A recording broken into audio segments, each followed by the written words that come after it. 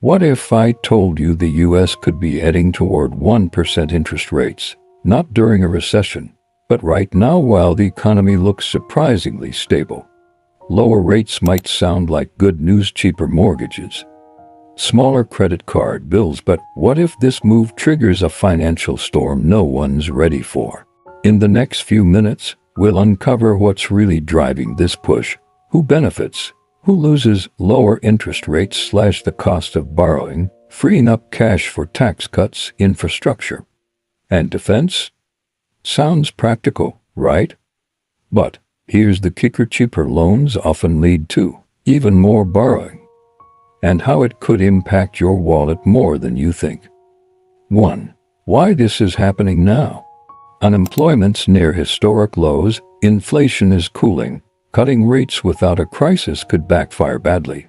Right now, the Federal Reserve's interest rate hovers just above 4%, high enough to keep inflation in check, low enough to avoid stalling growth. But former President Trump is making headlines, pushing for rates to plunge to just 1%. Credit card, auto, and student loan rates may briefly drop, but if inflation creeps back, lenders will hike them right up. And let's be honest, grocery prices don't need much encouragement to skyrocket. First, diversify your savings. Don't bank on interest income alone. Second, track your debt. If you found this breakdown helpful, hit like, subscribe, and turn on notifications so you never miss the financial shifts that could impact your future. And I'll see you in the next one. Stay sharp, stay informed. A brief rate dip could be your window to lock in lower payments. And third, watch the Fed like a hawk, because these decisions ripple through everything from your paycheck to your retirement. Mortgage rates follow long-term bond yields, and if investors panic, those might climb. So, why would a businessman turned politician want ultra-low rates during stable times?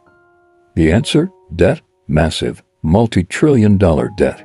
And right now, that balance could be tipping in ways we've never seen before.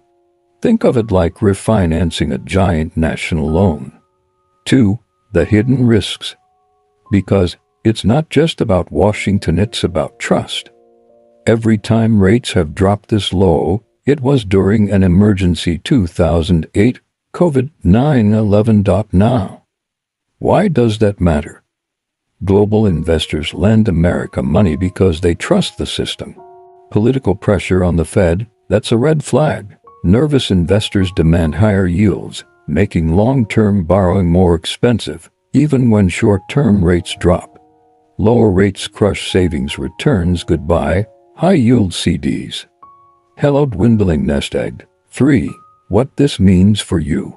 Let's make it personal. Say you're eyeing a new home. Will rates drop enough to get you a sweet mortgage deal? Maybe, but not guaranteed. For retirees, this could hit even harder.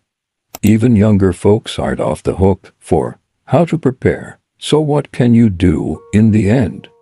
It's not just about rates, it's about balance. Thanks for watching.